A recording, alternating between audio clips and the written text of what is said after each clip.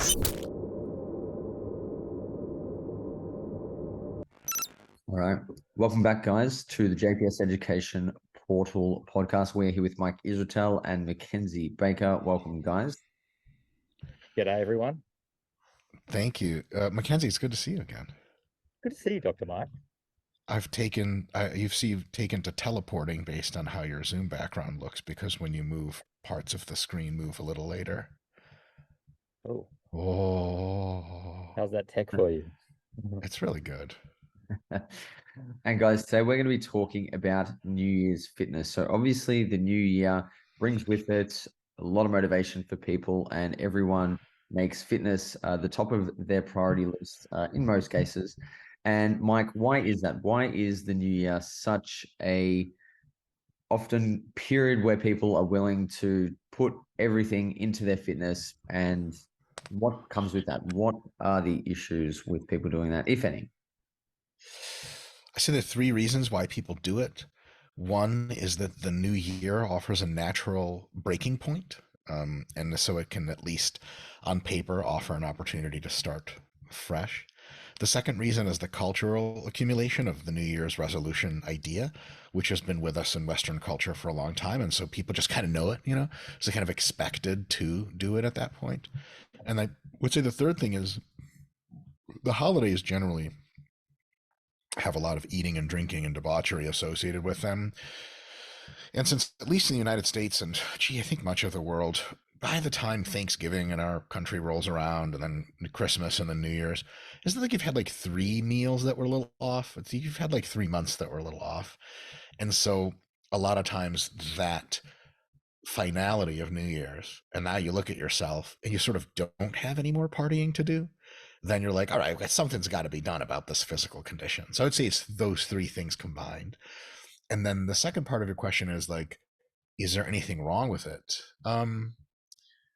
I wouldn't say there's anything wrong with it per se, but it leaves us wanting in at least 2 ways. 2 ways I'd gladly expound on for much longer at some point. Way number 1 is that the entire idea of doing something about your life at a predetermined date that's not in your internal locus of control is in some sense already starting off on the wrong foot. The cultural push of society is not going to carry you through your goals. When you're really serious about something, it's because you're starting it. Like if you're really wanting to go to the gym and you kept checking if the gyms are cheap enough for you to rationalize, and they never are, you don't want to go to the gym. You're going to do what it takes when it happens. You're going to wait for a sale. So the same way, waiting for New Year's resolution already betrays a level of seriousness that you do not have, that if you did have, you would have just started some point that was logically better for you. And the other thing is, even though that's the case, many people are successful with New Year's resolutions, but the vast majority are not, for very well documented, predictable reasons that they could change to multiply their success. And we talk about this on the RP podcast. We'll have some RP YouTube videos coming out about it. But there are ways to do this thing better if you're going to do it. And most people, intuitively or through experience, do it the completely wrong way in almost every regard, for also reasons I can get into in a bit. So that's kind of my thing. Awesome. I think, there was a lot to take away from that. Mackenzie, is there anything you want to add to what Mike discussed there about why people initiate so much change at the beginning of the calendar year, and then some of those problems with that? Yeah, I definitely agree with a lot of the things Mike said. In particular, the idea that it is like a milestone.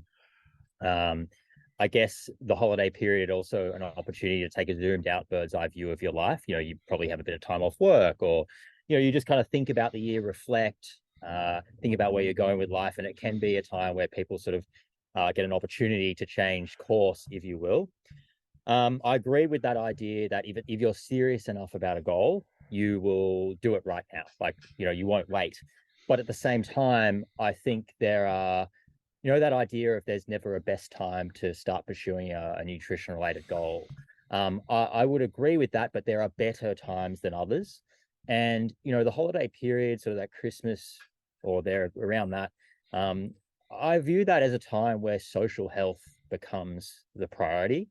And I don't think there's anything wrong with that, because Social health is an important part of our overall health and well-being, and there is a time and place to have that as the focus. And that obviously limits the feasibility of successfully pursuing a weight loss or a physical health related goal. Or there's a larger cost to that, in that you might not be getting the full social health benefit at a time when that's arguably what you should be focusing on. So yeah, I think the argument can go both ways. In terms of what people do wrong, I think the biggest thing is the expectations and where they fall on the spectrum. I'm not sure if we want to talk about that right now, and my thoughts there. Yeah, go for it, man. Yeah, I think it's important to a nutrition related goal does not need to be sustainable in how you're going to pursue it. But I think you need to be confident, probably at least an 8 out of 10, that you can do it for a meaningful amount of time. And adjusting your expectations to a point where you are not setting yourself up for indefinite failure. I think any journey is going to have slip ups, but if you set the bar so high that you're constantly going to be, I guess we could say, going off track, then I don't think that's going to do particularly good things for self-efficacy. So that sense of confidence in your abilities to do the things and achieve the goals.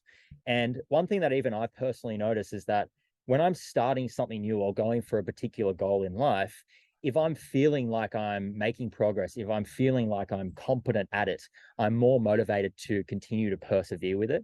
Whereas if I'm constantly failing, constantly falling short of my expectations, I just want to give up. I'm like, oh, I suck at this. What's the point? This isn't for me. So I think, from the onset, setting your expectations, but also being flexible with those expectations and being okay with adjusting them over time, I think is a really important thing. Yeah, I agree. And I think at the start of the new year, a lot of people also have heightened motivation, obviously, because they're fresh. They've rested over the holiday period. As Mike said, they've engaged in some gluttony and debauchery, and that's why they're extremely motivated to pursue their fitness goals. And that allows them, with also the fact that most people probably haven't gone back to full-time work or resumed their normal lifestyle just yet. Kids go back to school here in Australia, for example, in February. Most things don't really go back to quote unquote normal in February. So people are available to train more. They've got more time on their hands, and they go all in, and they just start programs or nutrition plans that are unrealistic. They might be training 5-6 days a week, and it's not sustainable, as Mackenzie said. And I think that's also a huge reason why a month later, when life does go back to normal, it's a lot harder to sustain. So yeah, I think those are some reasons why some of those New Year's fitness goals and the way that they're approached could lead people astray. Mike, is there anything else you wanted to add there? I think that's a great start.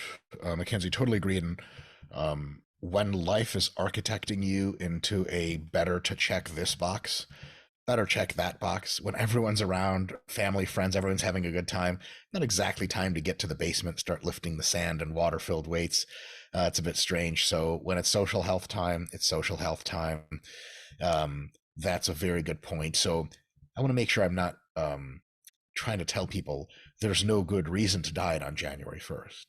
What I want to tell people is, if you think there's some magic on January 1st that's going to save you, there isn't.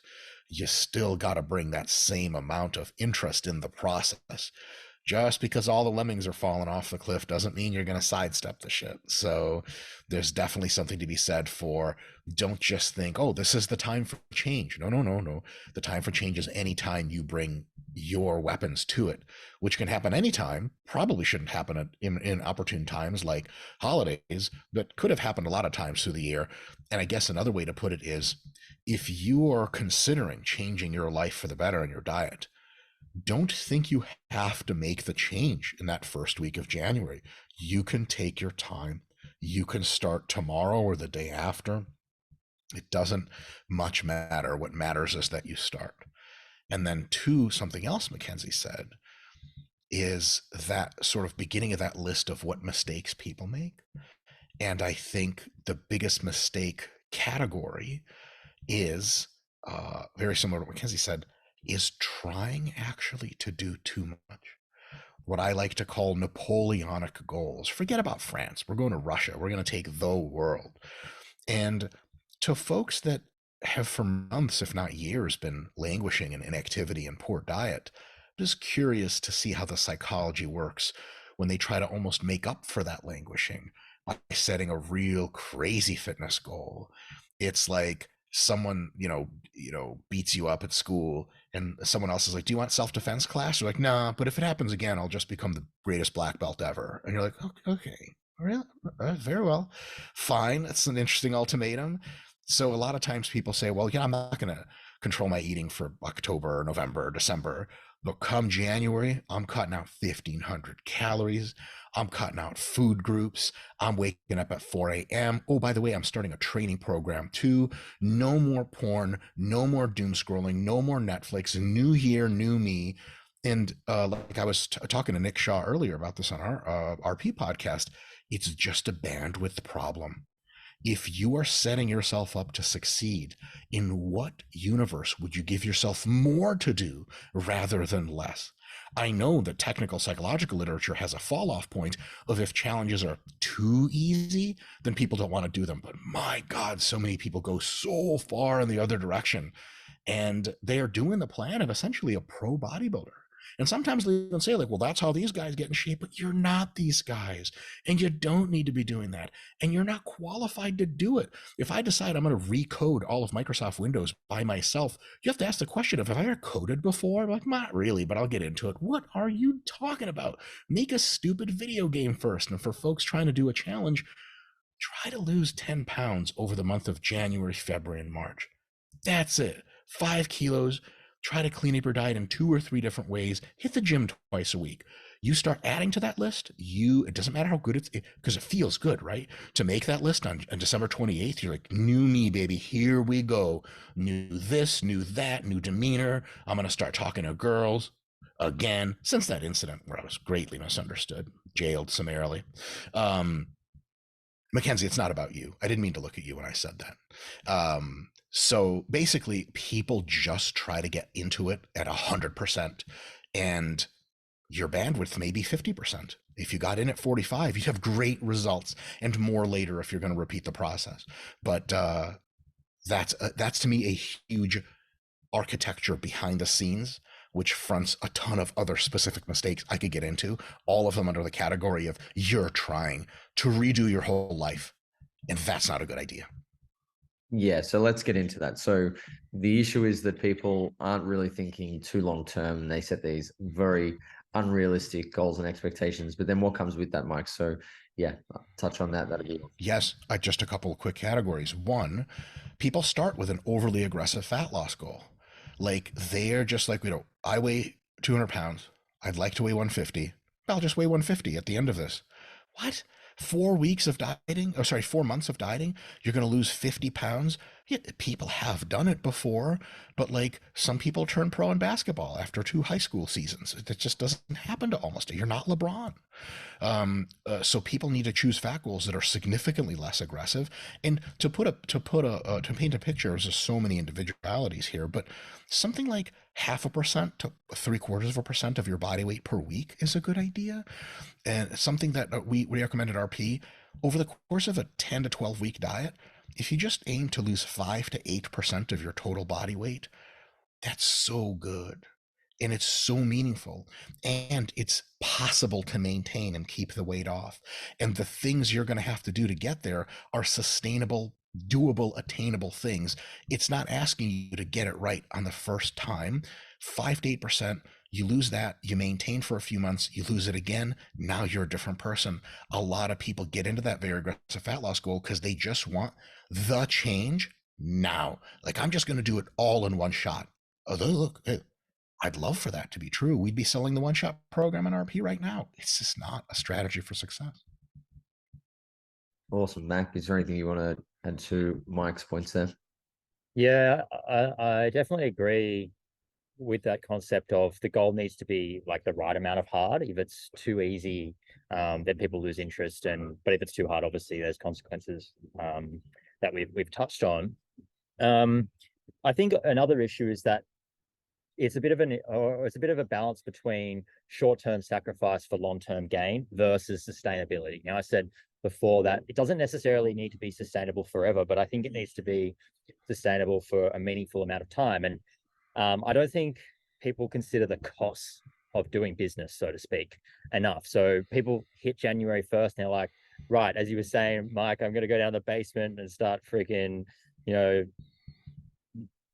carrying the boats or some shit. And they're like, oh, I'm going to track my macros every single day to the nearest gram. It's like, hang on a second. Like, that might be what a pro bodybuilder does, but you are a family man or whatever. You are, you have an important career that requires a lot of mental resources and what have you. And your time is limited to do things that maybe a pro bodybuilder would do. And they're just saying like, oh, this is what the optimal is, I'm going to pursue that, but not actually considering those costs. And weighing up the pros and the cons, I think, is a big one as well. That decisional balance is the costs of pursuing this goal and the costs that are incurred with adhering to the required behaviors, which is a case of questioning the feasibility of both the goal as well as the expectations. So sometimes it's a case of the goal's fine, but the way you're going about it maybe isn't feasible. So we adjust the strategies. But in other cases, it is literally like, bro, that goal is, that is not for you. I hate to say it. So yeah, I think it's important to run that decisional balance and say, realistically, is tracking my macros and all these costs that I'm going to incur, I'm just using that as an example, is that going to be worthwhile the impact on, say, my propensity to function at work, or my the time with friends and family, which is something that I value so much. I've got clients who are like, I got a client who's a pastry chef. Getting this individual, saying to this individual, hey, track your macros diligently, is going to have a huge impact on her career and her business. So I think it's important to consider these costs and craft your strategy and adjust your goal even to ensure that you are actually moving your life in a direction that you value, rather than just being like tunnel vision on a particular, for example, weight loss goal. I like what you mentioned there, Mike and Mackenzie. And I think one of the huge issues that we face as fitness professionals is having people who aren't necessarily in the game of fitness, who are new to it, very much at the start of their journey, which is typically your New Year's resolutioners, realize that a lot of the things that they're trying to do in fitness is indeed a skill. And I think that's a huge issue. Mike, you made the example earlier on that, if you wanted to go learn code, well, you wouldn't be able to just get in there and do it, right? You'd have to learn a bunch of things before you could get to the point where you could do what, say, a professional coder would do, right? And if we use the example of a professional bodybuilder, because everyone eats and everyone can get a gym membership, people don't actually view or perceive fitness, training, nutrition necessarily as a skill. And I think that's why they run into a lot of the issues they do with New Year's resolutions is they just go all in and think they can do those quite complicated, tasks and make all those behavioral modifications, which isn't easy. And that's where that task complexity and focusing on, achieving small milestones and wins over time to make those behavior changes is a huge part of the resolution to New Year's resolution issues, right? Yeah, for sure. You guys want to add to that? I think that corresponds well with another point I had, which is maybe don't try changing all of your eating habits at once, because people can get caught up in the idea of improvement, the idea that habits need to change, which, okay, that makes sense. And they end up trying to change their habits, but instead of changing a few big ones, for example, I'm going to eat protein at every meal, I'm going to eat veggies most of the time, I'm going to only eat out twice a week, they start to layer in, like Mackenzie said, macros, tracking, meal timing, and you can change your habits. But the quintessential thing about habit change that every book about habits has as the center forefront of its discussion is that changing habits is a one does not simply kind of task. It is hard to do. Quitting smoking, it's a habit, very hard to do. Stop doom scrolling. Very hard to do. Habits are a big deal. And I think people overly misty-eyed and empowered by New Year's resolution thematics tend to do that fools rush in where the wise fear to tread kind of thing, and treat the New Year's resolution grocery store of healthy foods and amazing workouts and life changes as an all you can buy and stuff in your cart shopping spree. Like, January 1st, time to change, right? Might as well change everything. Let's get my Netflix under control. Let's wake up early. Let's do workouts. Let's do all this crazy dieting. And I think people just get unmoored from the fact that bandwidth is a thing. This is all hard stuff. It's doubly hard because it's expected to sink in as habit, because everyone knows if it doesn't become habit, it is unsustainably difficult. You can't do fitness your whole life without it ingraining as habit. And if you try to ingrain 8 habits in one 6-week period, you're going to have a hard time. And there's a worse thing about this, that some people seem to assume that it works like it does in the grocery store. If you have $100, you got $120 worth of stuff in your cart, the cashier will be like, well, just put a few things away and you can keep the rest. So, wait, if all these habits don't take, at least most of them will. I might not be able to get down to the gram at every meal, but I'll have 5 meals a day because I'll have that habit. That's not how it works. If you overload your cognitive bandwidth, you may come out of it with the jettisoning yourself, like opening the door on an airliner at 40,000 feet and just jumping out version of the diet. Be like, cash me out, I'm out. And on your way down to your diet doom, realizing like, fuck all that. You don't want any of this shit. Is another failure. And I was mentioning this on our RP podcast a little bit ago. There are, Mackenzie can probably is really good at this kind of stuff. Probably speak to this more. Mackenzie, sorry if I'm underhand pitching you something that you're like, I don't want to talk about / don't fucking know, shut up, Mike. But there are people for whom their lived experience has been failing every single fitness intervention they have tried since they were 21, and they're 42. Do you want to put another failure in front of them? How does that make them feel? They become internally disempowered to even thinking they can change. And putting more things on their deck for them to do is going to make that worse. It's going to make it really likely they don't succeed at any part of the fitness challenge because it's all too much. They quit all of it, and then they learn a little bit more about themselves. And what they learn is, I'm a quitter, and fitness isn't for me. And they're kind of not wrong in a sense. So then they need to hire a coach like Mackenzie, who's going to psychoanalyze the shit out of them for months to try to get them to finally put the pieces together for some decent habits that work, one step at a time, one baby step, and then more, and then more, and then more, if needed. And that this overloading thing is a big problem for that reason, that it's not just, oh, well, I'll succeed with some stuff and not with other stuff. No. You're going to fail with all of it 9 times out of 10 because you choose to do too much. Over to you, Mac. Yeah, I think that was perfect.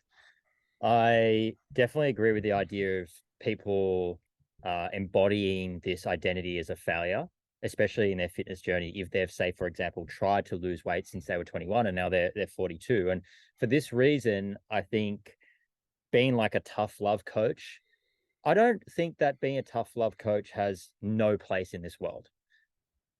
Sorry, I think it does have a place in this world in some context, but I think that I think in a lot of cases, it is only going to worsen that identity that someone might have, that they are a failure. And then, like I was saying before, they're almost going to see, then we bring in the self-sabotage thing, because if someone's pursuing a nutrition goal and they expect to fail, they're going to find an avenue to call it quits. They're going to look for that because they're like, I'm going to fail anyway. So I might as well just like throw in the towel once I encounter that first speed bump, because I'm going to fail anyway. So what's the point in me trying really hard? Yeah. Continuing There's no need to pursue drag it? this along. Yeah. Yeah. Let's just quit now. Like, let's just call it quits now. So I think that's a really important, like, it's frustrating as a coach to do it because, as if you're a nutrition professional, you're into training, like you live and breathe it.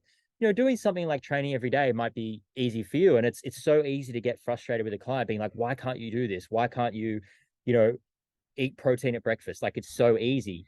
But, I don't think that attitude towards them is really going to help them at the end of the day, because at the end of the day, your role as a coach is to meet them where they're at and help them move forwards from their starting point. They're not where you are right now. So I think it's important to remember that, so you can actually help them move forwards.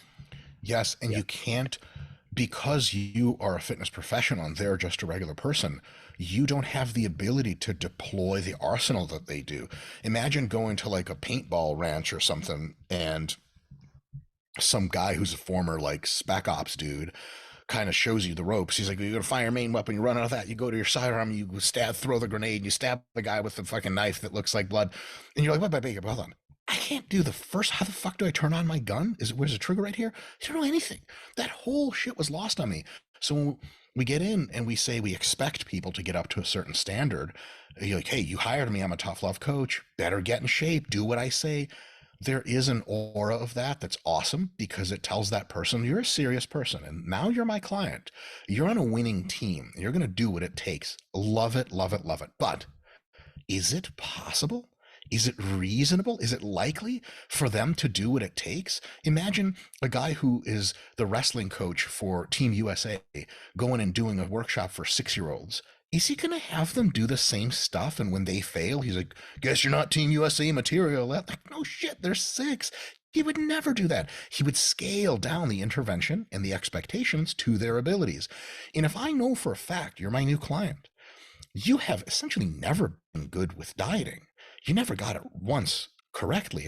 I wouldn't phrase it like that to them, right? But in my head, I'm like, okay, this is clearly you haven't been successful. I'm going to assume you need to start from the lowest common denominator, basic shit ever, which means we're going to teach you about what healthy food is. And then you're going to go show me that you know it by picking healthy food and sending me a picture on your phone of what that looks like. And over the next 6 weeks, I'm just going to point to parts on your plate that said, nope, that's wrong, that's wrong, that's wrong. And you're going to learn and you're going to understand within several weeks easily what healthy food is. It's super easy to find, super easy to practice. Everyone knows it when they see it. No one's going to Macca's and going, is this healthy? Get out of it. Now, when you know what healthy food is, already your client lost 5 kilos. Why is it just healthy food helps them lose? Because they couldn't even pull that off before. Because if they could pull it off, you could be like, all right, so you know how to eat healthy? They'd be like, yes, absolutely. And they list, veggies, fruits, whole grains, blah, blah, blah. Oh, well, shit, let's go to meal timing and macros. Then they're ready for that. But before they're ready for that, you got to start at the basics and only assume that they can just do that for a little bit. I have this kind of like little phrase that works better in Russian than English, but it's like, if you show me that you can do one thing really competently and well, I'm ready to thread you in for that next thing. But until you can show me that you can competently pull off the simple stuff, why the hell would I give you the complicated stuff? It's pedagogically wrong. It's wrong in every possible instant. But who doesn't know that? New Year's resolutioners that want the real experience. I don't know if you guys have this in Australia, but in the US, we have like boot camps where like someone yells at you to do push-ups and pull-ups outside of a McDonald's. That's just a thing that happens. And you see almost everyone in these boot camps is completely out of shape. Don't worry. Most of them will quit or will be right back out of shape really soon to do the next season's boot camp. It feels nice to be thrown into the Navy SEAL style atmosphere, to be given the hard stuff. But guess what? And this is mildly offensive, all for comedy. Motherfucker, the hard stuff to you is picking out what healthy food is. And they'd be like, that's not hard. Really? Show me that you can do it. Nope, that's a Twinkie on your plate. Wrong again. So we got to understand fitness as a scaled concept. New Year's resolutioners are often folks at the very bottom of that scale. And there's nothing wrong with being at the bottom. I'm at the bottom of every other fucking scale except fitness. But like, I don't go to the gun ranch and start picking out guns to shoot. I don't know what the fuck I'm doing. Could you please tell me what to do? And like, just do this and do this just once. That's all I'm doing. I'm listening to the guy because I have no idea what's going on. I don't want to fail. Yeah, I love it. I think scaling fitness down and realizing that there are some very basic things we need to learn to do is critical. And I love all the analogies, Mike. Very well done, as you, Mac. Yeah, I absolutely loved that, Mike. I think this is where the golden behavior criteria or even the COM-B model can be like a good checklist. So is it worth it? Are they able to do it?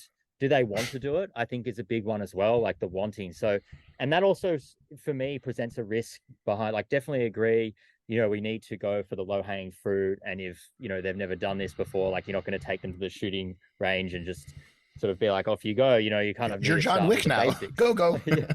Yeah, you need to start with the basics. But at the same time, I think there is also a factor of buy-in that needs to be considered. And I think a lot of people will come to a coach or I have experienced clients who come to me and they almost know what they want to do and they know their strategy and they're almost wanting me to validate them or at least guide them through what they're coaching themselves. I'm just guiding them through. And I think you can ask things like Socratic questions to help them to poke holes in their strategies, and maybe they might be open to hearing a different way. But I think there are also instances where they cannot be told, and if you don't give them what they want, they're just going to go down to macro coach Steve at the local Anytime Fitness, who's going to put them on like ridiculous diet, 3,000, whatever. And I think in those instances, it's a case of sometimes saying, okay, you want to do that?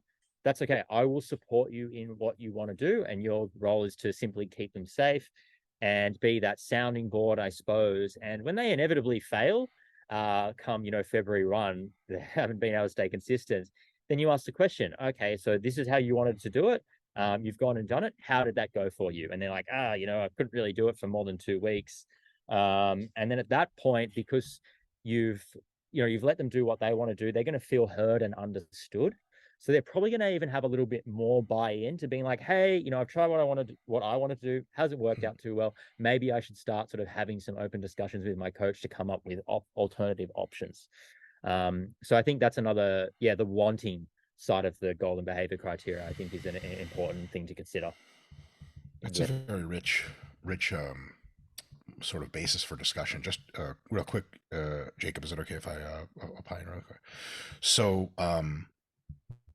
I have mixed feelings about that, Mac, because on the one hand, it's totally true. People come at you often with ideas, very specific ideas, or very general, but nonetheless very persnickety ideas about what it is they want to see happen. I've had clients come to me before and say, I respond best to a low carb plan. Like, interesting. You look at a current picture of them, you're like, curious how you arrived at that, but very well. So, they'll kind of tell you what to do. In my view, there's kind of 3 options as a coach you can take. One is you're a mega well-known coach and you just incredibly politely, not remotely in this way, tell them, you pay me because I know things, not because you know things. We do it my way, or you can fuck off and do it any way you want. That's clearly ineffective. See you later, right? Like if I come in and like, if I'm, hire Hani Ramba to prep me for the Olympia, I'm not going to be like, hey, do this instead. He'd be like, how many Olympia champions have you made? I'd be like, 0. He's like, shut the fuck up. We're like, right, exactly. So there's the one side, and there's total validity to that. It also allows you to retain your brand. It also allows you as a coach to retain your intellectual independence and your ability to guarantee customers that you do the right thing. Like if I go to the Ford Motor Company and I buy a car and I'm like, can you guys re-rig the transmission like this for me? They can't say yes because it's going to get you in trouble. And they're not going to have one of their cars blowing up on you and you blaming them. So when you're a coach, there's a wiggle room you can have with your client to how much you do for them that they want. And that wiggle room has a stopping point of, I'm no longer rendering services. This isn't me. I can't take credit even for helping you. This is some you shit. So on the one hand, you could just say, nah, fuck that to all of it. On the other hand, you need money. You're not a big time coach. You're an up and comer. You're going to work with everyone, which is great because you also get an insane on the ground education working with everyone. You will see all the good, all the bad. You're going to learn way more working with everyone than you ever will as a famous coach working with a curated list of people that always say yes and always get the job done. Then absolutely, Mac, you got to find some kind of start them off on their foot, maybe in the middle of that discussion, say, well, another good idea that I think seemed to work from my perspective is XYZ. What do you think about that? They may be like, let's integrate that. They might be like, nah, I know what I'm doing. Or they might be like, well, actually, yeah, fuck yeah, let's just do your shit wholesale. So there's always time for discussion, interjection, try to get them to modify their approach. But to the extent that they do, you don't care because you need the money. And the other way to think about that is you, think they're better off with you on the margins than without you altogether. To your point about they go to macros coach Steve and get fucked anyway, you might be able to help them not get fucked as hard. But that's the third option. So the first option is you're too good for the shit. You just tell them it's my way, the highway, which can be done on any level. The other one is you take everyone and you just work with them with whatever mishmash of bullshit comes out of there. It's a collaborative effort and at least you helped them somewhat. That third option is you may have the throughput in coaching to just tell them to fuck off, but you honestly believe as a good human being, they're better with you, even if they accept only some of your advice, than without you. That third one requires a real Zen state of mind. And sometimes it's worth it. But I will say, sometimes what is also worth it is giving your people not a tough guy talk at the beginning, but a real talk about, listen, you're coming to me for help. Let me show you what I got in the arsenal. What don't you think about doing some of this stuff? Because intellectually, anyone remotely intelligent understands people have areas of expertise. I don't go to my doctor and be like, I don't think you read the scan right. I don't know how to fucking read a scan. I know that. I'm going to the doctor to ask them questions. I've had doctors ask me before, like, what do you want to do? I'm like, motherfucker, what the hell am I paying you for? I don't know what the fuck I'm doing. So people have an intuitive understanding that when they come to an expert that can help them, that person knows things. And sometimes that just needs to be reminded to them so that they maybe take more of your advice than not. But if you're prepared to have your advice taken on the margins, taken partially, and partially they do their own thing, that's totally cool. It's going to develop a huge ability for you to parse out what works and what doesn't. It's going to develop an incredible patience because they're going to do their own stuff and you're going to watch them fall off the cart and break their face over and over. And you're going to have to at some point be like, low carbs still, huh? And they're going to be like, yep, I love it. Keto works great. Like, you failed keto 5 times this week. Like, yeah, but when I'm doing it, it's great. You're like, that's the whole point. You can't do it. And so it can be a trial by fire for sure. But I just wanted to let folks know there's at least 3 distinct options. You can just no holds barred, no judgment, do whatever they want, be their person that guides them essentially. Then there's the middle ground of like, yeah, you give help when you help and interject some truths when otherwise. And then there's always that ability to just be like, look, like, not in a rude way, but be like, hey, like, the way we do coaching here at MikeIsraetelCoaching.xxx is that, Jake, I see you guys both perked up. Interesting. You've been to that domain before? I'm not going to ask any more questions. But basically, this is where the cookies are made, so to speak, and I'm the chef. Like, you don't go to a Japanese like a Michelin star omakase restaurant and start poking at the guy. Can you cut that piece of fish? Stop. You're not allowed to do that. He's the person that cuts the fish. That's why you're here. He's not over at your place. So I think clients a lot of times can very much understand that, be very quickly led to believe. And if they can't, and you don't want to jive for them, you can just not coach them. A lot of brilliant points. Mac. Yeah, amazing points. And I think kind of what you were saying there, Dr. Mike, is where I feel there is room for the tough love or even just like real talk style of coaching. Mm-hmm. Yeah, I wouldn't even call it tough love. Just like having that honest conversation to start. Like, hey, I'm the expert of nutrition or training, if that's what you do. But hey, remembering that whilst that is the case, the client is the expert of their life.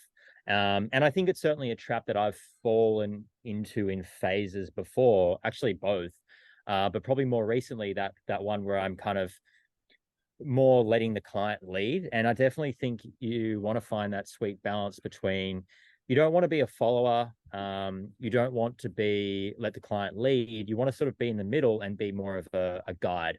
But I think there are also situations such as higher level athletes where they're going to come to you and say, hey, I'm wanting to win the national champs for mountain biking.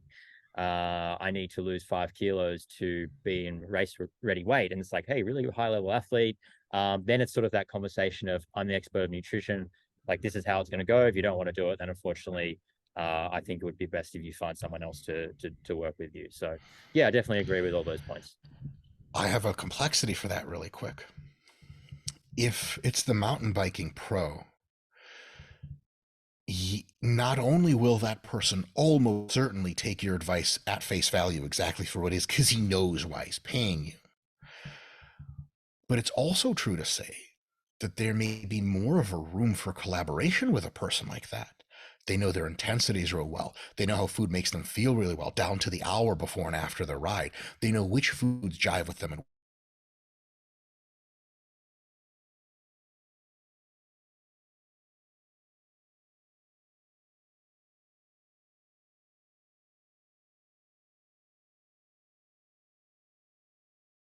you are an expert in demolition and the Delta Force demo guy didn't show up or something. He got sick. He broke his leg. Like, hey, do you want to come with us? You don't have to teach these guys about demolition. You're not in charge. They're in charge. But when a door needs to get blown, you blow the door. That's your job. That's what you're the best in the world at. You do that. But you don't have to guide the rest of the guys because they're like, dude, we know what we're doing. Mountain bike guy needs your help in a nutritional ultra structure that's scientifically based.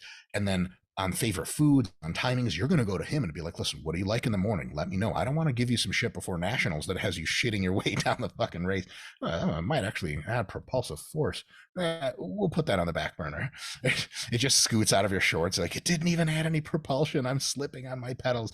In any case, so that's the one thing. On the other hand, the way I see a lot of times working with, I call them Gen Pop or whatever, folks that have never been successful at dieting before and maybe have never even had a coach. I look at them much more like if you're the super sniper expert Delta Force guy, they're a person that just had some money that got caught at the wrong embassy blockade in a foreign country, and you land and you meet with them at a mall and they're like, get me the fuck out of this country, right? You're the spec ops guy. They're not going to be like, let's go this way. You're going to be like, what fuck did you call me? Almost every normal person in that regard who knows they don't know anything about exfilling themselves at a dangerous territory are just going to look at that person right away and go, what the fuck do we do? Have you guys ever seen the 13 hours or something like that, the Benghazi raid movie? There was like clash between the CIA people and the mercs, and then as soon as bullets started flying, all the CIA people were like, what do we do? And they're like, do this, that. They just didn't argue anymore because they're like, this is your time now. So on the one hand, I 100% feel that folks come to diet coaching and training coaching who don't know much, who have these real serious opinions about how to go. But on the other hand, from a real talk perspective, they're the ones that probably should have the fewest opinions. Like, you don't know things. Like, if we train pro bodybuilders on RP YouTube, the first thing is almost never on camera. We talk to them about injuries and how they feel, how heavy are they willing to go, which exercises do they like. We're not going to throw some fucking wrench in their shit. Yeah, I'm all Dr. Mike and shit, but they know their bodies really well. Now, if you come train with me on the first day and you never lifted weights, I'm going to ask you, is your doctor cleared you for training? Yes. Do you have any prior injuries? No. It's all me now, baby. Look, I don't like to do lunges. Shut the fuck up. You don't know what you like and don't like. Now, I'm kidding. I would never say that, right? But in the back of the head, it's kind of like, yes, the client is fundamentally in charge. Why? Because they pay you money. The customer is always right. It is always and everywhere client-centered coaching. It can't be anything else. They're the person with the money that's doing the thing. But asking the clients to take control and understand they will be the always satisfied customer is a bit different in many cases than being like, what do you want to do? No. You tell me that. And if they're the kind of customer that wants to tell you what to do, you may need to re-architect that framing for them gently, gingerly, on the margins where you're mostly correct, you mostly do their stuff. But you're going to want to push your agenda a little bit, because them just hiring you to do the same thing that they're doing is the guy who got himself into a military zone, needs a Navy SEAL to get him out, and goes, okay, we're going to go this way. What? Pause. I'm going to get killed if I listen to your dumb ass. I'm not doing this. And the analogy for that on the coaching side is, I'm going to have another failed client under my belt. And then people are going to ask me like, hey, I saw you did keto with John. Does keto work? I'm like, no, it doesn't fucking work. So why'd you do it with John? Because John made me? Does that even sound right? You guys know what I'm saying? I'm obviously being emotional for entertainment purposes, but like, Matt, do you get where I'm going with that? Because there's a shitload of validity for clients in charge. But at the same time, it's like any reasonable client should know they should not be in charge. Yeah, 100%. I think it's an extremely pragmatic perspective. But that idea of clients should know that they know nothing and they shouldn't have any opinions. It's like, do lunges, shut the fuck up. Sure. They might not know that they might not have an opinion. They might need to be educated into their falsity of their opinion at some level. Yeah. I guess, like, in some ways, I think like a newbie to nutrition knows that they know nothing. But I think almost equally as often, at least in my experience, they think they know everything. And that whole idea of like, they're just going to keep doing what they're already doing, I think trying to move them away from that can somewhat be a bit of a challenge in my experience, in some instances. So I think it's both. It's like, people are like, I'm a complete novice and I'm okay with that. I'm hiring you as the expert. But then at the other end of the spectrum, you get like, I'm still a novice, but I have these really strong opinions, and that can be very frustrating. But, you know, you've got to remain calm. Yeah, remain calm and to some extent let them take control, but also to some extent at least consider weaving your thread of doubt. Not doubt Yeah. literally, but like, hey, like I can help you. I know some things. You would think that they would want to know that. And many people do. I think also a lot of people, because it's their decision to lose the weight, they also want to feel like they have a plan when they come to a coach. And Mac, you said earlier something like they need some sense of validation. Like, you're in charge, you're in control. I believe that you're serious about this. But at the same time, let's look at your plan and see where it can improve things. And sometimes people take to that, and sometimes they don't. And to be completely honest, people that have their predefined idea of what they want to do and have been multiply unsuccessful at it, as humans, I take everyone seriously. As caricatures, I do not take those people seriously. I will interact with you and will try to convince you of the alternative. And if you're real persnickety, me personally, I'm gonna work with somebody else. I don't need that shit in my life. If you have a lot of bandwidth, if you have a lot of time, if you need to work with people like that for financial reasons, it's going to be an interesting time. Yeah. I think it certainly makes coaching more interesting and challenging. And I've personally found that, yeah, okay, there's obviously a time and place where you're telling a client, like, this is how we're going to do it, my way or the highway. But I think if someone has strong opinions, but they still want to feel validated that they are the boss, I think asking questions and getting them to answer those questions. Like I was saying before, okay, John, like you've done keto in 2024 and it's now February and, nothing's really happened. It's like, how did that go for you?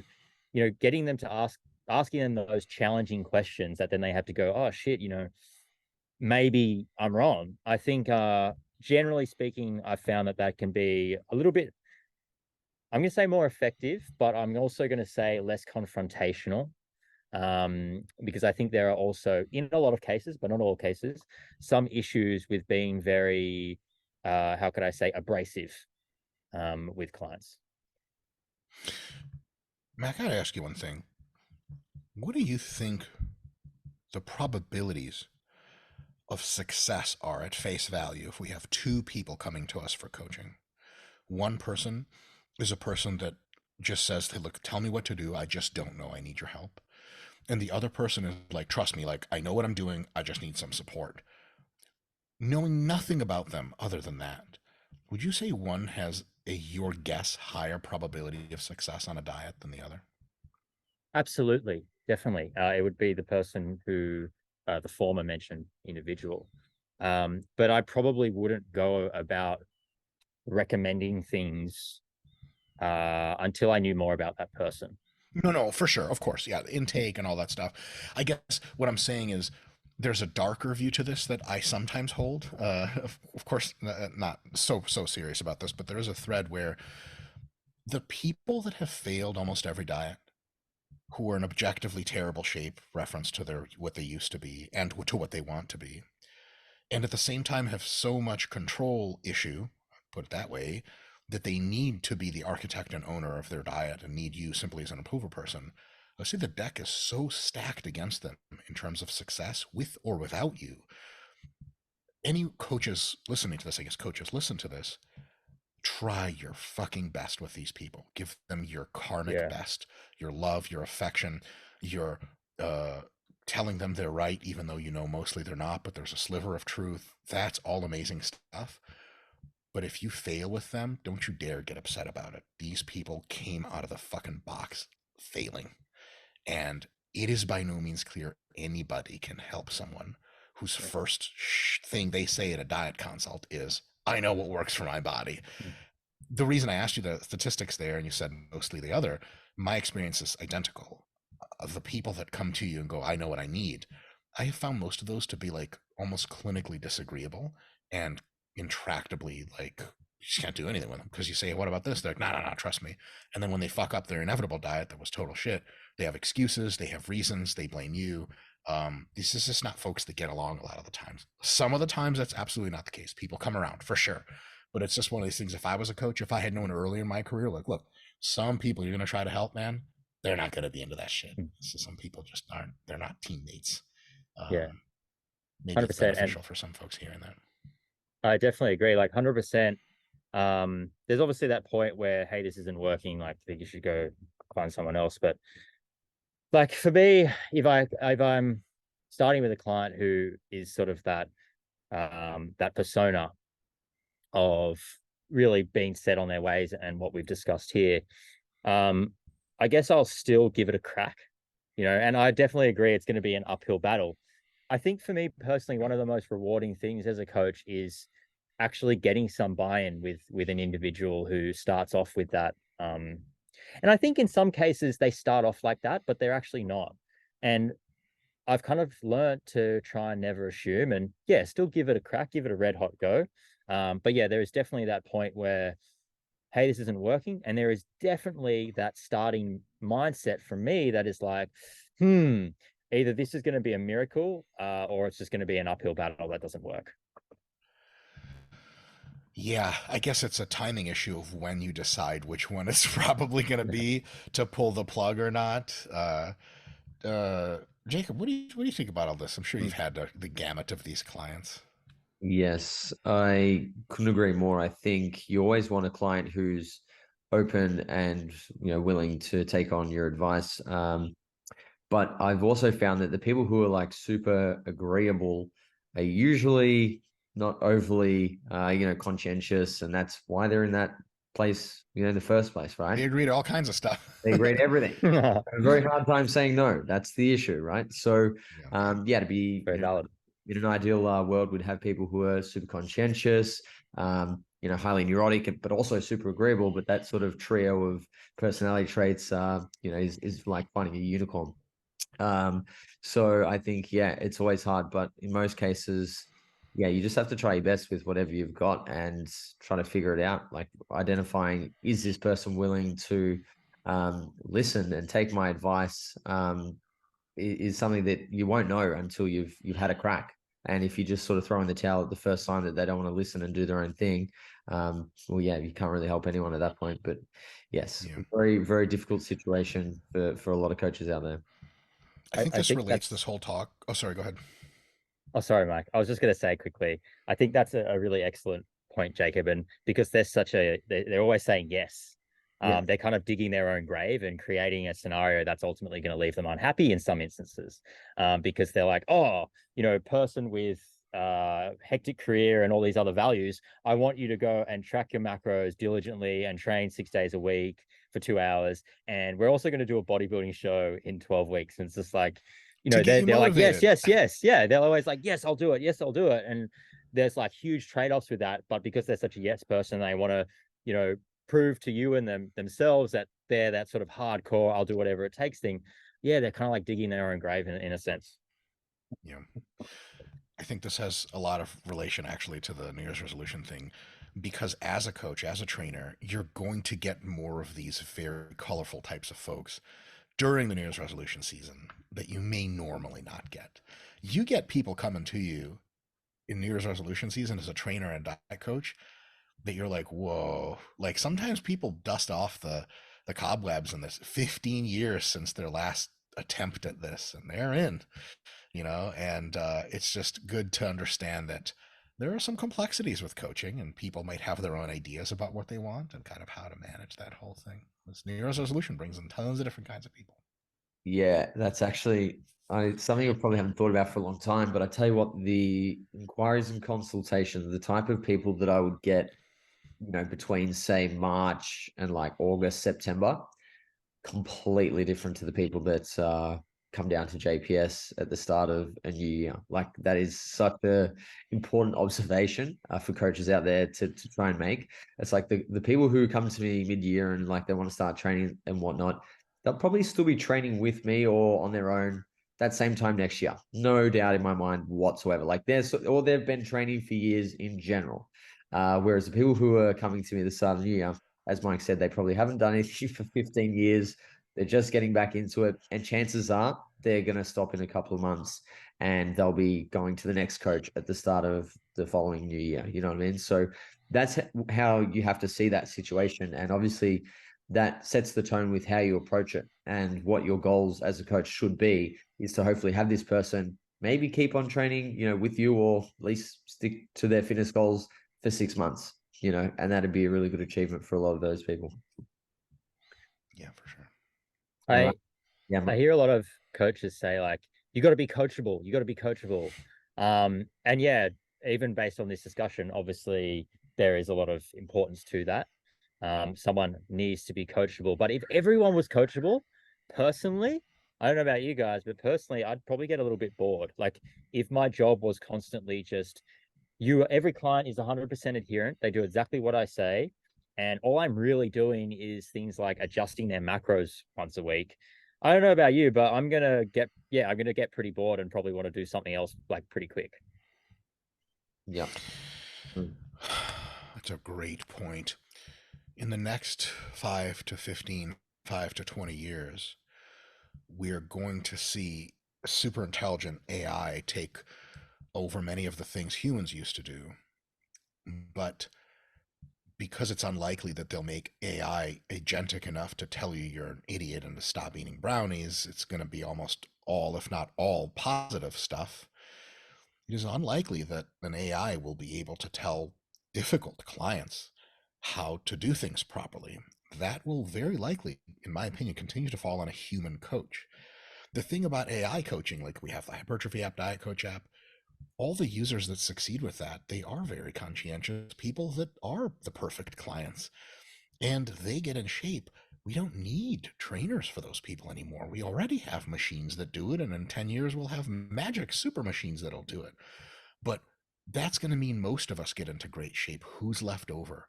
It is the difficult clients that are left over. Physically, definitely, and psychologically. And it's up to talented talented coaches like Mac that, because Mac, what you just said, I couldn't disagree with more. I would fucking run from disagreeable clients that have a poor adherence, because I'm not hard like that and I'm not cut out for the shit.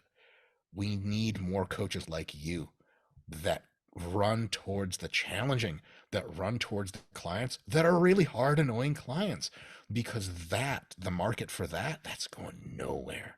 If you can crack that problem, well, like we all just genetically engineered to be perfect and fit, and then it's paradise. Who gives a shit if we have fucking jobs as trainers and do something else, do nothing else, just use my fifth body to, well, triple X. It's the tough people, the people that are tough to coach. There's oftentimes a situation that I've run into managing coaches a long time ago, in which people complain, not as a joke, because look, joke complaining is fucking great. It's a great part of corporate culture, but people complain about trouble clients, but they're actually complaining. It's like not a joke anymore, and they're actually bitching. And I have like a policy there, not a work policy, just a with friends thing, where it's like, wait, hold on a sec. You're complaining that people aren't flawless machines. Like, yes, like, okay, what kind of job would you have if they were? The answer is, motherfucker, you wouldn't have a job, because the RP Diet Coach does everything you do except for $1 a day. And what the fuck do you make? A little more than that? Right. So you have to understand that the reason there is a job for you and the reason you can ascend to being the best coach that's ever coached is to deal with the difficult stuff. I actually had an experience once where I asked an athlete that I was coaching to help me coach in a certain capacity. She was so gifted at lifting. She learned the stiff-legged deadlift in one repetition. I did it once right in front of her. She mocked it. It was better than mine. And so when she got to coaching herself, she was coaching lower level folks that were not as good at sports.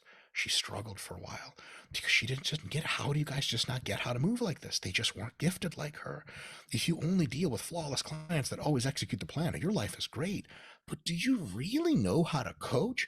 You know how to write macros down. Again, the RP Diet Coach app does data science on it. It knows how to do that better than you ever will. I can't beat the app. I tried beating the app on numbers. I lost to it the first time we ran it. I was like, what the fuck? I guess it's better than a human. I can't talk to people. I can talk to people like the app can't. And I'll forever be able to do that because the app won't be allowed to tell you you're a piece of shit and you need to fucking harden up and eat these goddamn protein bars. Shut up. Or spend hours with you telling you how great you are, digging you from under the mud of your lack of self-confidence. That real difficult coaching. Mac, I'm glad there's people like you around to do that shit. Thank fucking God. And for anyone who wants to continue to be employed in coaching for a long time, you gotta choose the hard stuff. It's kind of like, last stupid analogy, I swear to God, it's kind of like someone who's like a professional mercenary who loves getting it on, loves gunfights, and he's going to be like, man, I'm sick and tired of all this war. That's your job. Like, I thought you said you like this. Like, well, if there's no more war, you have to go be a police officer or something. You can't do this anymore. So sometimes people get really bitchy about their clients. And man, these fucking clients, like if they were all perfect, RP would be $1 billion company. You wouldn't have any money. Like, I'm down for that. My butler coaches are ready to coach away, but they can't coach real, struggling, flawed humans. And if you get good at that, first of all, coaching everyone else is like breathing air. And second of all, you can depend on having difficult clients. If you have a situation where you think, oh my God, I hope I never have a client as bad as Barbara ever again, watch this. Next week, you'll get the worst client of your life. You got to get good at the stuff, which means coaching very, very flawed people that are very difficult. I love it. I think there's a lot of brilliant points that we can end on there. Mac, is there any final words that you want to add to that? Yeah, just that I really appreciate that, Dr. Mike, and you as well, Jacob. Really appreciate all of the words there. And yeah, I think with technology improving, things like innovations like the RP app, for example, with all the AI and everything, I think coaching, the landscape of it's already changed, and I think it's only going to change more. And essentially doing what an app can do now is like it's got a time limit on it. It's going to have a use by date very soon. Yeah. Yes. You got to offer the personal, the human, the interactive, and dealing with people as they are, not as you wish them to be. I wish all my clients were perfect too. That's not the job. Yeah. Awesome. Well, Mike, thank you very much. Mackenzie, thank you. Guys, we'll see you next month in the podcast. And until then, Happy New Year. Thank you, guys. Bye.